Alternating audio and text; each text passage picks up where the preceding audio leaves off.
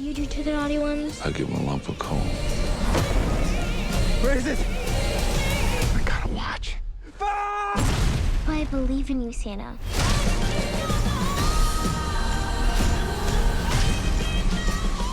I want to move on to the next part of my stream, and that is my review for Violent Night Chat, which is a Christmas comedy action film with David Harbour and directed by Tommy Wirloka, who I am, Wirkola, I believe that's how you say his name, who I'm very unfamiliar with, Chad. I guess they're probably best known for making the 2009 horror comedy Dead Snow, which I've seen parts of. Never watched all of it, chat, but hey, they have a thing for Christmas and, those, gory winter holiday films. But yeah, for those of you who don't know, kind of like a general premise for the movie itself, it stars David Harbour, probably best known for things like, Stranger Things, playing Sheriff Hopper in that series. It's great effect, a fantastic actor, one that I really like. One also because a lot of people say, like, I look like the young version of David Harbour, and I take that as a compliment. But yes, it stars David Harbour as Santa Claus, who fights a variety of mercenaries who have taken over a very rich, wealthy family hostage during the Christmas holiday, chat. And I remember seeing this trailer and being initially kind of excited for it. I was like, okay, because it's funny, if you think back, chat, there was like another seemingly violent Santa Claus movie that came out like a couple of years ago of Mel Gibson. I believe it was called The Fat Man. And I remember, like, I was excited. A lot of people were excited. I was like, oh, shit, okay. Well, first of all, Mel Gibson is Santa Claus. That's fucking nuts. And he's going to be fighting Walton Goggins. And it's going to be, inspired by action films. Like, oh, this looks great. And then the movie came out. And the thing is, it wasn't bad, but it just wasn't what the marketing showcased it as. Like, for The Fat Man, it was more of a dark, it was more of a dark comedy drama, I guess that's how I would describe it as, where it was more dealing with the day-to-day life of Santa, who works for the U.S. government, who has a variety of issues, is trying to keep his business running. And then, yeah, you have an assassin, Walton Goggins, who's hired by this kind of psychopathic kid to kill Santa. But all that doesn't really come until, like, the third act of the movie. For the most part, it's just dealing with the mundane, kind of, like, miserable life of Santa and his loving wife and, his employees who are elves. It was more like that. It was interesting, but it was just not what I feel like a lot of people wanted. This movie is a wonderfully gory action comedy Christmas film, Chad. It showcased what it was in the trailers, and it was accurate in the movie itself. It delivers on its trailers and marketing and provides numerous scenes of violent and funny Santa Claus action. Listen, it wears its diehard influences on its sleeves, and it leads into them. In terms of its plotting and various supporting characters as well, a lot of those you can make comparisons to Die Hard and other action, comedy classics of the past, sure. But it has these kind of like endearing, wholesome moments with David Harbour and a number of other characters, but especially with this other little girl who plays Trudy. The actress's name, I think this might be her first big role, played by Leah Brady. Her and David Harbour provide the wholesome moments in this film. And like her character, she's like this adorable Kevin McAllister-esque character in the movie, very inspired by, Home Alone. And, the films, like what you're going for there initially, you think you're going for there, it's the action, the choreography, the special effects, CGI. It's all done very well. They all work great together,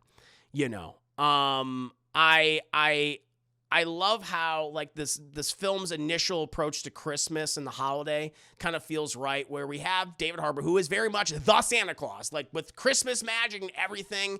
He's disenfranchised with it after being alive for, as he says, over 1,100 years. He doesn't feel the Christmas spirit anymore. He's an alcoholic. He's indulging in various vices, but he still does it. Something still compels him to do the things that he inevitably does. I love how in the opening of the film, and I want to get too spoiler heavy, but it's a great opening where he's literally in a bar in the UK and he's just getting fucking hammered, chat, and he's just talking openly about being Santa Claus and how everyone there is just like, oh, this guy's fucking great. He's funny. And he's just burping and reminiscing, and then he literally gets into his sleigh with his reindeer of Dancer, Prancer, Comet, Vixen, all those, except Rudolph. Rudolph is mentioned, Chad. He says Rudolph's the fucking best of you. You fucking suck. And gets up there and just fucking vomits on people, Chad. That is the intro to this movie.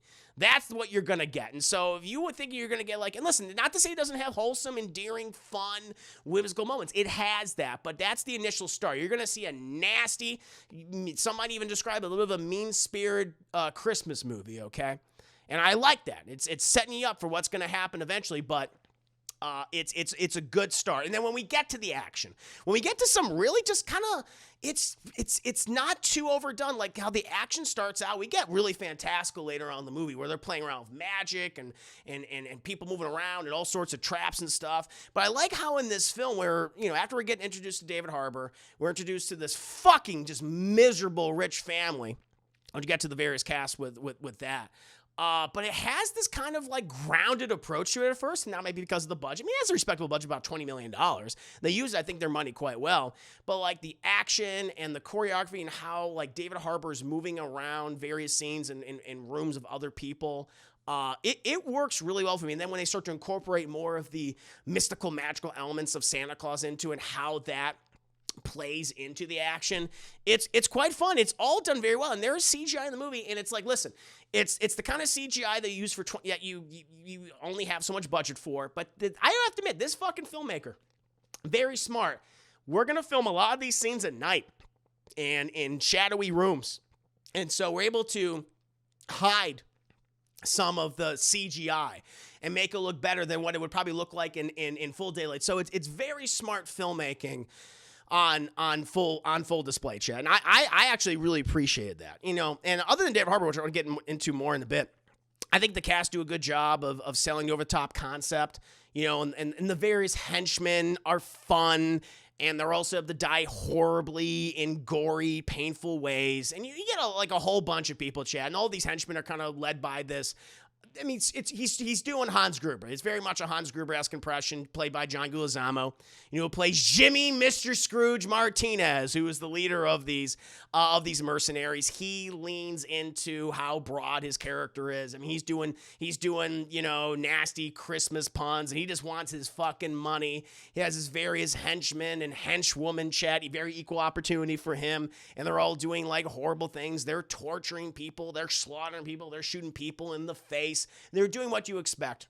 And then you have this family, the Lightstones, with played by a variety of actors. You have Alex. You've seen some of these people. You might not recognize the name, but you've seen their faces. Like Alex Hassel plays the eldest son of this very wealthy, despicable, rich family who has made money off of fucking wars.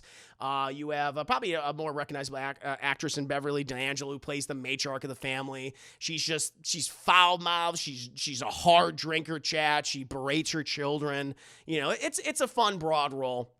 They do a good job, but thankfully, despite this despicable family, they have this one son who is this Instagram influencer who has just gotten off of. He was oh God, I think it was where he got kicked out of this private school because he was harassing the women there, and they brought him back. It's just a despicable family. So if things inevitably do happen to them, bad things, you're like, well, they fucking deserve it, Chad. It's kind of setting up his meat for the slaughter. But the thing is, despite that, they do have some wholesome characters in there. Alex Hassel, I think, is quite wholesome. Alexis Louder plays Alex Hassel's wife. She's great. And they have this adorable little girl. Leia Brady, who I said before, who plays Trudy, and she, her whole thing is she just wants to have her. It's a thing. It's a concept we've seen time and time again. But she fucking delivers it, Chat. She's obsessed with Home Alone. She's really into that right now. But she also just wants her mom and dad, who are estranged, who might be separated or maybe even divorced, to get back together, Chat. And she finds a friend in the alcoholic, drunken, murderous, violent Santa Claus, played by David Harbour. And that's the thing, though. David Harbour, he's perfect. David Harbour is the obvious standout, and he is absolutely incredible as Santa Claus. He seems just so dedicated to the role, and is having so much fun. He's probably, honestly, Chad, for me, he's probably one of the best interpretations of Santa Claus in American film history. He just he goes out of his way to just sell stuff where it's like, you didn't even need to do that. Like, there's one scene where it's like, yeah, he's playing up like, I'm a fucking schlub, I'm drunk, I just don't care anymore. You know, he has all these issues. But there's this one scene where it shows that he really does care, where he just acts his ass off. All I'll say is he has these magical artifacts and things, and he has like this magic sack that can do a number of things. Like you can pull like presents out of it, like, and it's like, wow, it's incredible. Like, it contains millions, if not billions, of items that he can pull out when need be. Sometimes at random, right? And one of the villains, this is a small spoiler, but one of the villains throws the sack into a fireplace and it starts to burn, and he freaks the fuck out, and he's like, it's filled with the dreams of children, what are you doing? And it's like, oh, and I felt that because it shows like, oh, he does care. He does really care. And yeah, I was surprised. Like, there was moments where, especially towards the end of the film, where he's like, all right, fuck it, I gotta buck up or shut up and kill some terrorists, kill some would-be robbers and protect this little girl. He finds the Christmas spirit within him, chat. This little girl Trudy, she makes him believe in himself again. And you buy it. You totally buy it. You're like, yeah, fuck go, Santa Claus. You kill these people. And he does in horribly graphic ways. In a variety of ways. It's not just, I'm just going to slit your throat. He's like, no, I'm going to crush your head with a sledgehammer. I'm going to get you sucked up and turned into little meat cubes. I mean, there's some stuff I don't want to say, Chad, because it's a really fun little surprise when it happens. You're like, oh, shit. And they do a great job of, like, doing some foreshadowing that I didn't even consider at one point. And it's like, oh, fuck. And when they do, it's like, oh, man, it's really fun. It's really, really fun. Yeah, to me, this is one of those I guess you consider these kind of alt Christmas classics. It's up there for me, like with Gremlins or 2015's Krampus, or even something like, 1974's Black Christmas that takes the holiday, turns it on its head, to create something just really fun and exciting and different. But at the same time, it punctuates throughout the movie these kind of sweet little scenes, especially between David Harbour and the little girl Trudy, played by Leah Brady.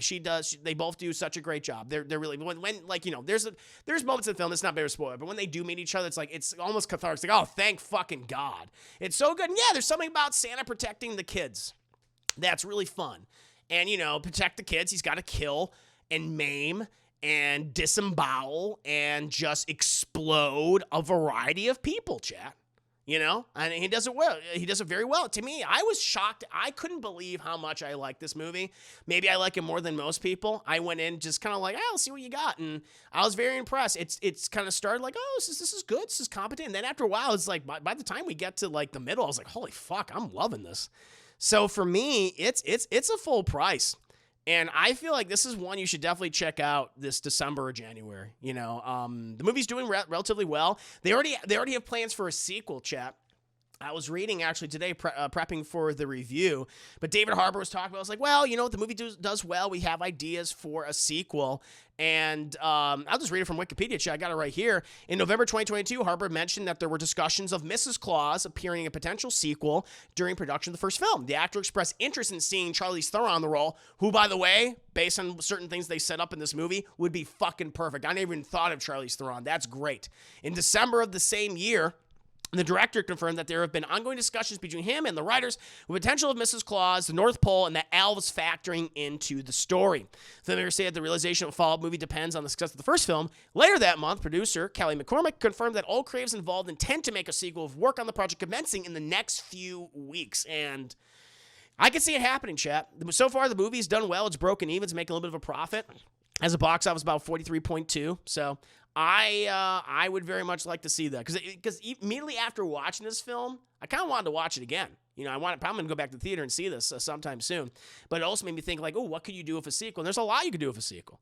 And I think with a Mrs. Claus and the stuff that they hint at with him, they talk about Mrs. Claus in the movie. It's like, oh yeah, this could be really fun. So yeah, I walked away liking it, Chad. If you go in there with an open mind, and if you were disappointed by last year, whatever year it came out with Mel Gibson's Fat Man, I think you're going to like this because it gives you the graphic, gory, die-hard shenanigans with Santa Claus, but having those little sweet, wholesome, endearing moments that you would expect with a movie with Santa Claus.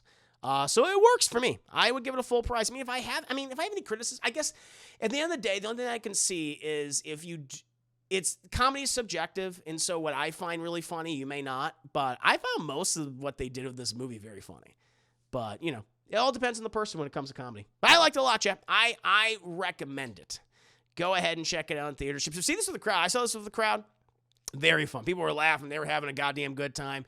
We're acting these kills, these little cute, adorable moments with that little girl. It was great, chat. And by the way, Home Alone, slight change, chat. Home Alone could be a horror film because we see some Home Alone-esque traps. Horrifying. I mean, graphic, chat. All I'll say is we get people's scalps getting ripped off. We get people leaking literal fat booty butt juice just leaking from people's cheeks. That's what happens in this movie. All right, check it out, chat. Full price. What about you guys? For those of you who have seen the movie, what did you think of Violent Night? Kind of like this surprise for me. I'm shocked how much I liked it. Sand protecting kids is good. Little meat cubes. You see people turn to little meat cubes. A lot of gore. I want to see it. Check it out. In my headcanon, John Leguizamo was playing his character in John Wick.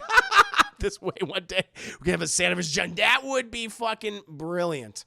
I'll say we need a Christmas theme. Souls Like a Witch. You have to fight Demon Claus. We could do that.